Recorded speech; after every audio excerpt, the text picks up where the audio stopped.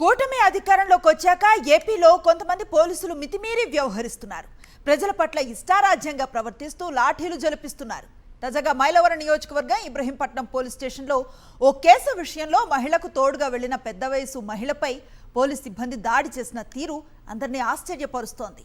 పెద్ద వయసు మహిళ అని కూడా చూడకుండా తనను బూట్ కాల్తో తన్నారంటూ బాధితురాలు ఆవేదన వ్యక్తం చేసింది. నేడు విజయవాడ సిపికి దళిత సంఘాల నాయకులతో కలిసి ఫిర్యాదు చేయనున్నట్లుగా బాధితురాలు తెలిపారు.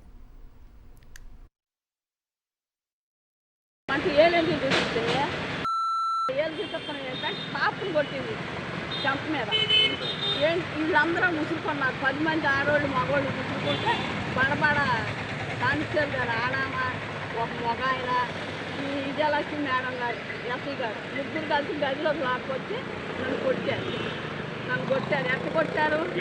కాలు ఇట్లా ఎరగదీసి బూటి కాలు పెట్టి తన్ని. ఆమెమో లేడీ కానిస్టేబుల్ రెండు చేతులు వెనక్కి ఎరగదీసింది లేడీ కానిస్టేబుల్. ఏమేమో మీద ఎక్కి నుంచోంది కోళ్ళ మీద. ఆమెమో కర్ర పెట్టి లాఠీ కర్ర పెట్టి కొట్టడం. ఎవరు ఎస్ఐ గారు కొట్టడం.